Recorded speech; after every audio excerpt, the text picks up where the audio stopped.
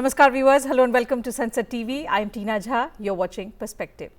Union Cabinet Ministers assumed charges for their respective ministries on Tuesday, allotted to them after the first Cabinet meeting of the 3.0 government on Monday.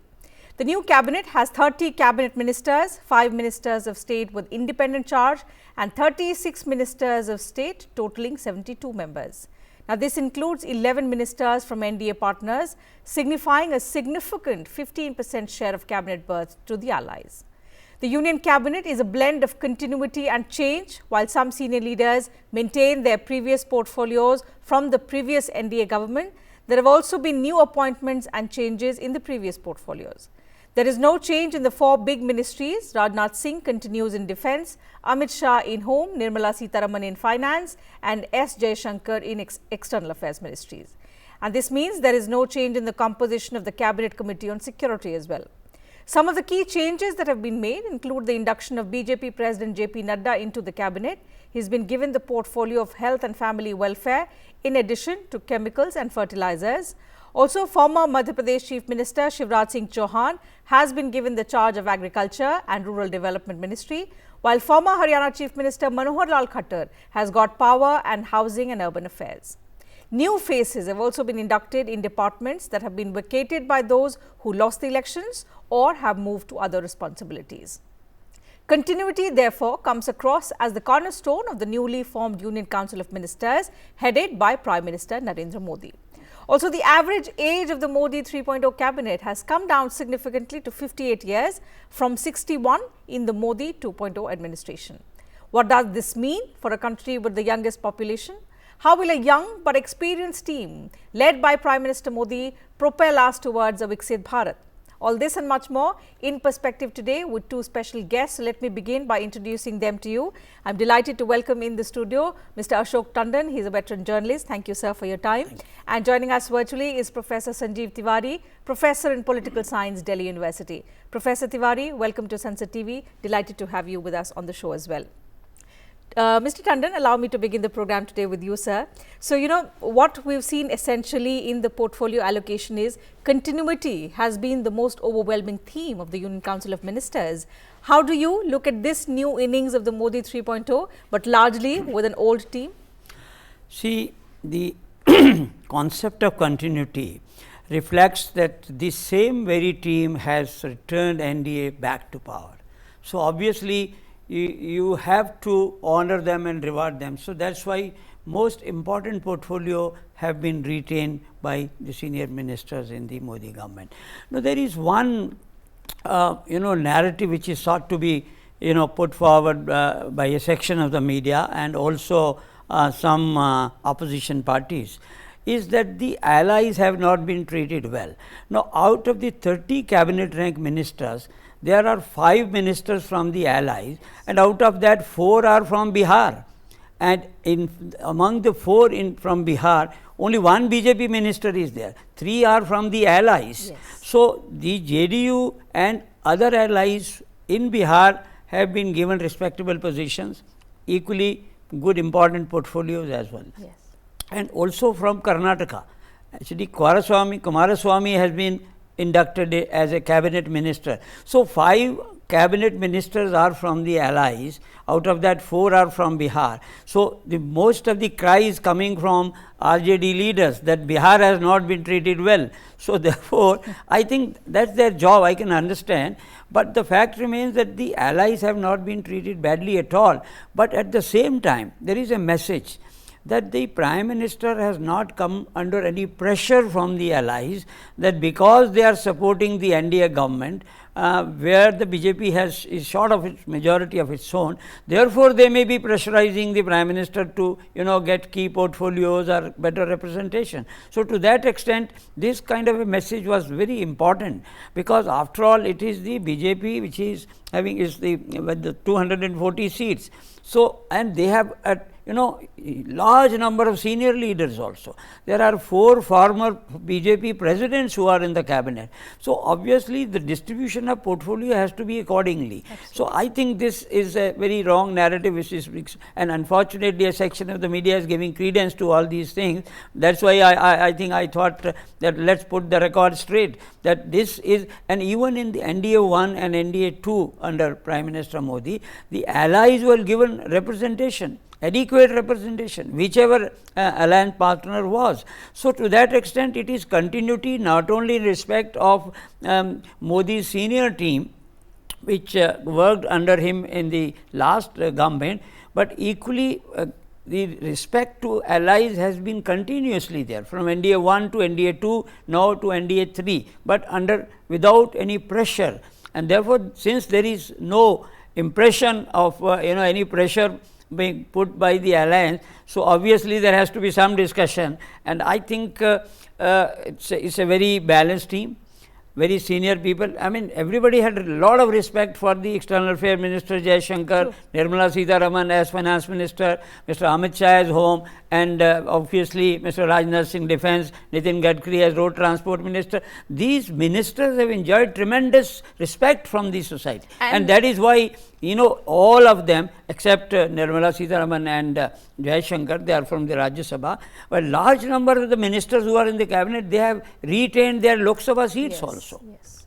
Okay. So, what Mr. Tandon suggests, Professor Tiwari, is the fact that it's a very intelligent and fine balance of good governance, which the NDA has been known for over the past 2 terms specifically, and also at the same time the coalition dharma. So, it's not just about numbers, you are giving allies the due respect when you are allocating them with the ministerial posts. But largely, if I may begin by asking you first about your analysis of the Prime Minister reposing faith in the same team, albeit with larger responsibilities this time. Yes, Tina, I am agree with you. This is basically continuity with change, what you told in the very beginning.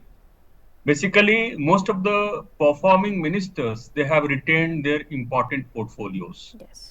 And there is a reason behind that, that these ministers only they performed for last 2 terms, at least for 10 years. And on the basis of that performance only, the people, they have restored their faith in the government and the NDA alliance.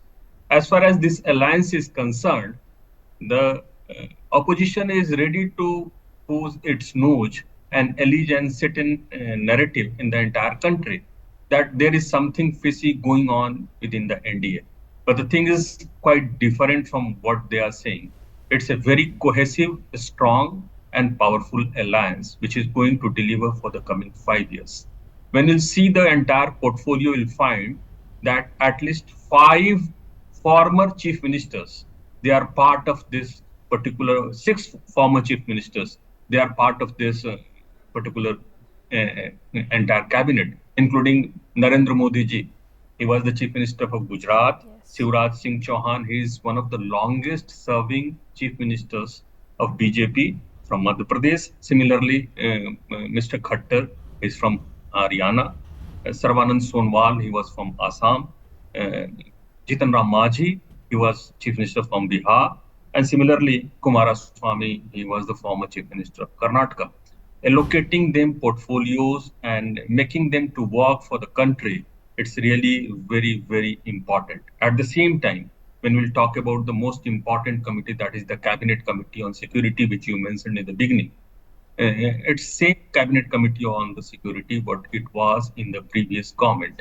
At the same time, the same important ministers, they deliver almost in all the sectors. Either it's road and transport or it's railway, because the country is going to witness the transformation of the entire railway network in the coming years. And the Prime Minister, Sri Narendra Modi ji, has promised to the people that in the coming years, 4 years, 5 years or 6 years, there would be no waiting list for the railway tickets, because a number of people, they suffer because of the lack of reforms in the entire railway. And that is his target area. Similarly, making country the 3rd largest economy in the world, and what the country is going on the right track. And that is why Srimati Nirmala Sitharaman. She basically given the charge of both finance and the corporate affairs ministry.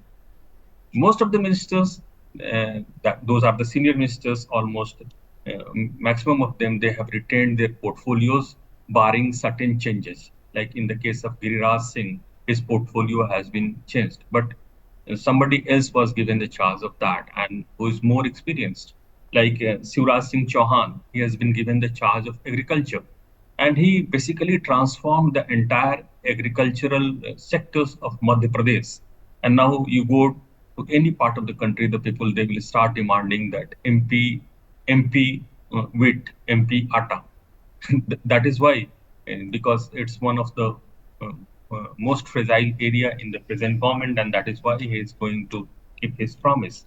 And a number of young bloods, they are also been in the part of this entire Sure, sure. portfolio. So we will And they are talk about how, you know, it's an interesting blend, and how this team of the Prime Minister will now, you know, embark on a journey towards taking India on the road to development. But before that, Mr. Tandon, if I may come back to some of the key portfolios and some of the new inductions that have happened. The BJP president, whose term will get over, has been brought to the centre. He comes back to the health ministry. That is one portfolio he held in 2014 as well.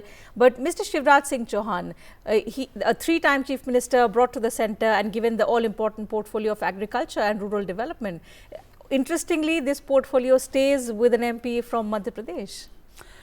Yes, of course, it was with the earlier minister from Madhya Pradesh, Narendra Singh Tomar. Narendra Singh Tomar.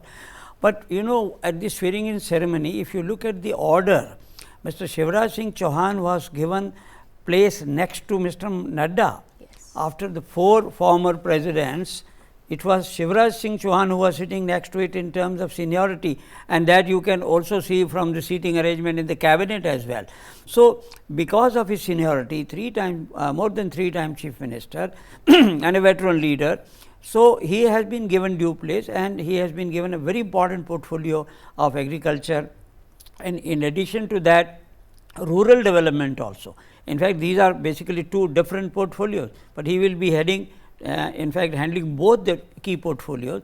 Similarly, another chief minister who has come from Haryana, Manohar Lal Khattar, he has also been given very responsible portfolios like urban development also, as well as power. So, that means posing faith in the newcomers who are experienced people, having been the chief minister of the state, including H.D. Kumaraswamy. He has been a chief minister. He has been given very important portfolio, heavy industry and also steel. So, the experience of the chief minister has been given weightage, as well as the existing senior ministers who have worked under Modi, maybe some of them 2 terms, and they have performed extremely well. They have been retained, and that means the team will continue. So, the Modi 3.0 is a continuation of his team which worked under him earlier, and new additions also have been given very equally good responsibility, important responsibility, but there seems to be no sense of negligence as I see. Yes. See, Chandrababu Naidu perhaps has been given, his minister has been given, you know, civil aviation, which is important ministry. JDU ministers have also been given important ministry considering their background, considering the background of the state. It's a agrarian state, rural, you know, lot of unemployment, etc. All these portfolios which belong and which actually work for the benefit of the downtrodden and socially backward people, these people will now be exactly working for the benefit of them. Jitram Maji, so he has been given MSME. So, it's a huge sector. In his interview, he was saying that the Prime Minister specially told him is something, this ministry is his own dream, personal dream. So, I think to say that Bihar ministers have not been given some heavy portfolios, I think is absolutely wrong, because the minister's background also matters. And Chirag Paswan is very happy. You know, he is leading a ministry that was once led by his father also. So, I think the narrative by the opposition in Bihar, and also there is some murmur about you know, the Shiv Sena and the NCP factions which are part of the NDA. Now, see, it's very logical that the NCP of Ajit Pawar has won only one seat. Now they want a cabinet rank. They have been on camera as well. Now one seat you want a cabinet rank just because the person you are nominating, Prafulla Patel, happened to be a cabinet minister earlier. No, that doesn't work. So you have to see your strength as well. So with 7 seats, Shinde Gut is satisfied with one MOS. Of course, there are voices being raised by his party that we deserve to be one cabinet rank. But I think barring that, by and large, the entire country has welcomed this kind of a thing. Largely, we have seen they've been quite accommodative Yes. with See, allocations. the reaction of industry, trade, and also many other sectors, they have welcomed this team. So the criticism has to be there because opposition has that kind of a role to play. But to say that some states have been neglected, some partners have been not treated well, I think it is misplaced. Okay, Professor Tiwari, how, if I may ask you, how is this kind of analysis, or how difficult it must have been for actually the government to keep everyone happy? Of course, the ruling party, the ministers who've been working so hard, they've been rewarded in a sense. We've discussed all the heavyweight ministers. They've retained their portfolios because of the kind of work they've done in the past. At the same time, you have to also be accommodative to the allies. There are so many of them in the NDA. Also the fact that there will be upcoming elections in several states and you have to give them due representation. There are several states that have reposed faith in the party, so they have voted in huge numbers for you, and that's why you have so many MPs. So there are several things to keep in mind, and you have to be accommodative in all of these aspects. But the numbers are very limited. You can't go beyond a certain number when it comes to portfolios. That is very important, but you see the type of accommodation which happened in NDA 3 and Modi 3.0 government, it's phenomenal. And the type of satisfaction which is there with the ministers, like you see the Chirag Paswan, whose strike rate is almost 100%, 5 out of 5 seats he won, and he was very much satisfied with his cabinet portfolio. It's his first time entry in the entire cabinet minister. Similarly, Annapurna Devi, you just mentioned she is from Jharkhand, yes, and she has been elevated from Minister of State in the previous government to the cabinet minister. And you find the Lalan Singh, the Jitan Ram Majhi, they have already been accommodated in the ministry. 2 important names are there who came back in this ministry. Earlier, they were the cabinet minister, but in the last government, they could not be accommodated because of one reason or other. One was Sri J.P. Naddaji, who was the president, and he performed phenomenally well, not only retaining the entire, Himachal Pradesh, all the 4 seats they are won by the BJP, but also making a cohesive and good team in the entire BJP, which only saw the victory in the last several years. He came back with the health, chemical, and fertilizer ministry. And his 2 dream projects, one is the Jan Aushadhi Yojana of Prime Minister, and there is another is his Bima scheme, Pradhan Mantri Health Insurance Scheme, which has the dream projects of Prime Minister, is going to fulfill them. Jewel Around is another name because you see the entire Odisha, it has given a very good return to the BJP. Not only in the center, they have given 20 seats, but also in the states. Absolutely. The BJP the first BJP full government accommodating the different. Ravneet Singh from Punjab is the first timer. He lost the election. He joined BJP after quitting the Congress, and then he has been awarded with the food processing industries and the railway. He is the state minister. How much happy he is. That means trying to accommodate those people from the different states where the BJP has come to a zero. And similarly is the case with the Tamil Nadu.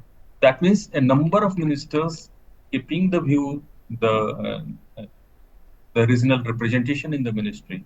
That has also Certainly, been and the taken larger care by. message that it's an all-inclusive government where you have representatives from every state, and you have a promise to take, work for every state. Interestingly, Mr. Tandon, what we are also seeing is, on one hand, when we are talking about experienced ministers who worked in the last 2 terms under Prime Minister Modi, we're also seeing newer faces and young leaders also who've been elected and now been inducted, and this has also brought down the average age of the Union Cabinet to 58. Earlier it was 61. The youngest minister, who happens to be a TDP MP, who's now the Civil Aviation Minister, is only 36. So how does that also speak? Because currently India is the youngest population, so there is a lot of youth has aspiration, and you want your leader to understand what the youth of the country wants.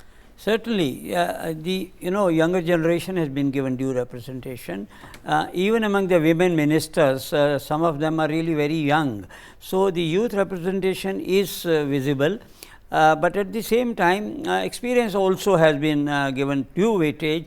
As I said, continuity of the government, last government, with the lot of experience. Some have even 10 years experience, some have even more than 10 experience. Mr. Rajnath Singh was a minister even in NDA 1, Mr. Vajpayee's government. So that way, I think seniority of the party leaders, continuity of the government policies, and the victory of NDA on the basis, on the strength of these very ministers, their work and the policies of the Prime Minister, that has been given due weightage. But at the same time, adequate representation has been given to each and every state.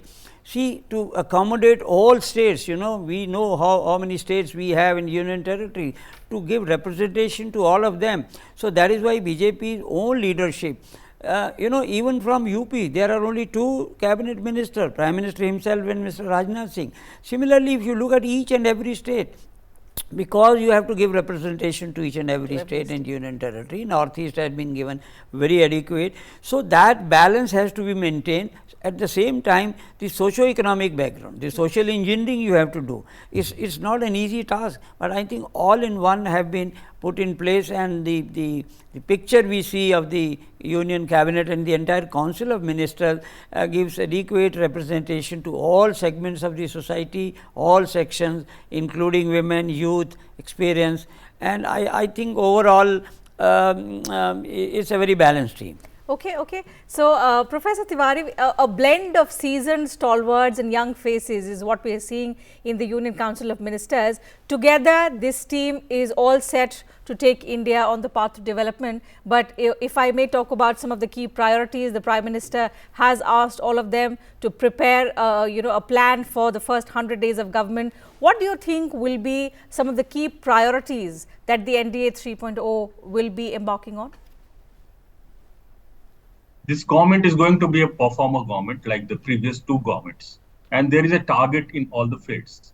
You see the first decision of Honorable Prime Minister after assuming the charge and joining his office yesterday. The first is to address the farmers and give them the due, that is the 17th installment of their Kishan Nidhi Samman Rasi. That means of 20,000 crore rupees, it will be disbursed in a day or 2. Today only morning I received a call from my office that this is the Modi's way of working. First he basically addressed our need. One of the farmer, he called me back from a remote area of Bihar. Similarly, what happened that you will see that 100 days target has to be set by all the ministers. That what they are going to perform in the coming 100 days.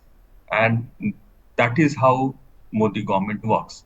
Yesterday, there was another decision of the cabinet. That means the providing houses to 3 crore people in the country. Already 4 crore houses were built in last 10 years. And adding that to 3 crores, that means there will be no homeless people in the country in the coming 2 or 3 years. That is the way of the Modi magic. That means eradicating the entire poverty is one of the target, and which happened in last 10 years.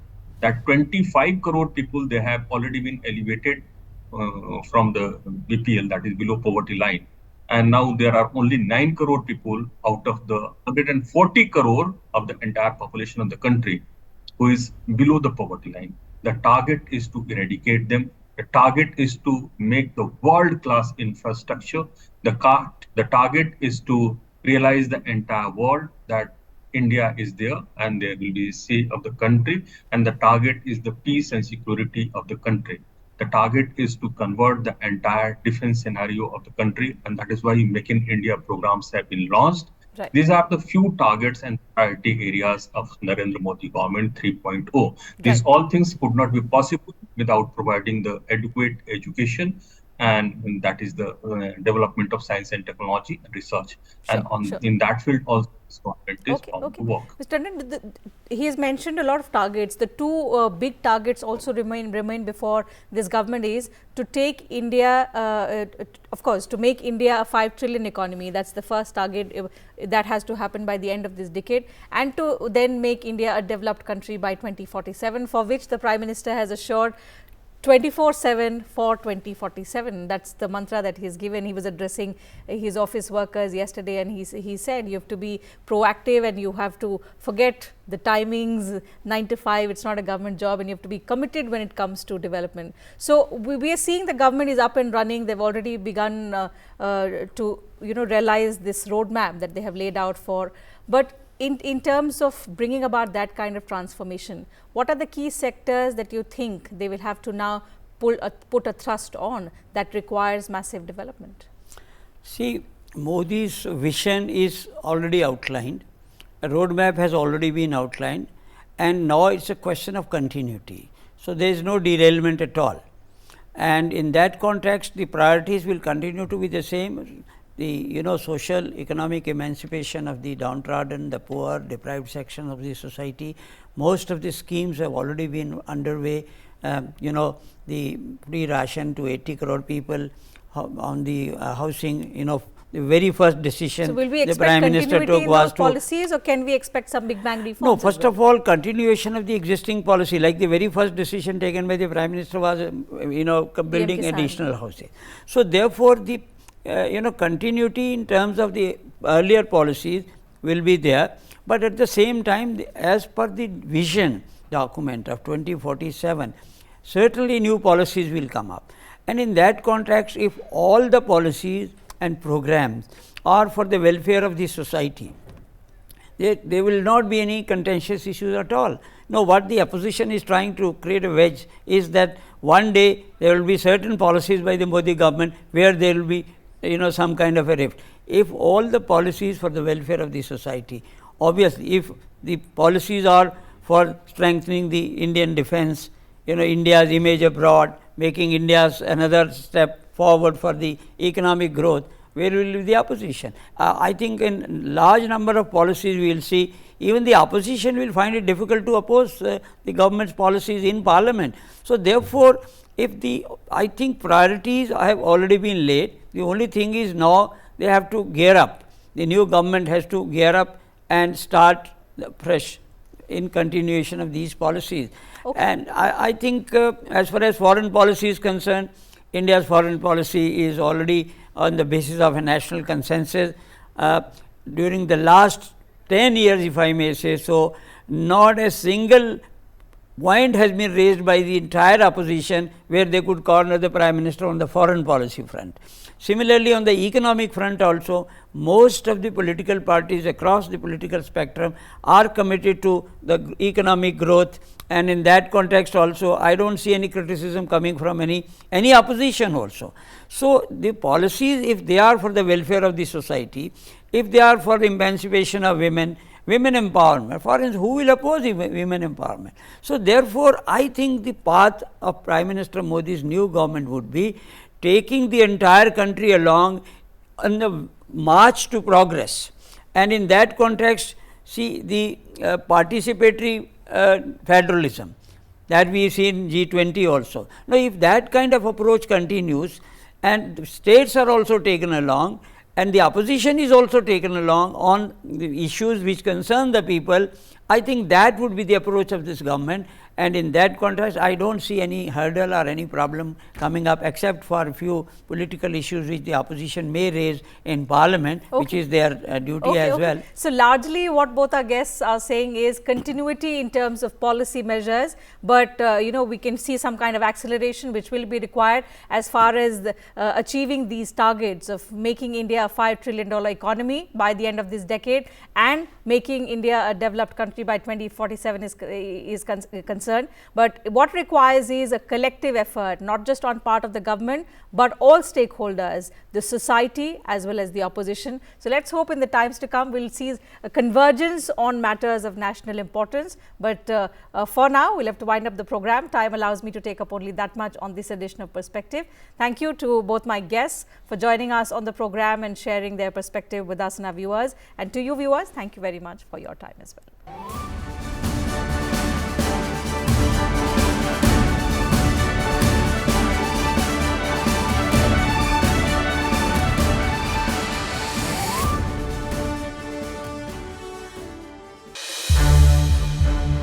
संसद TV के और भी programmes देखने के लिए subscribe करें हमारा YouTube channel और हाँ, इन्हें लाइक और शेयर करना ना भूलें।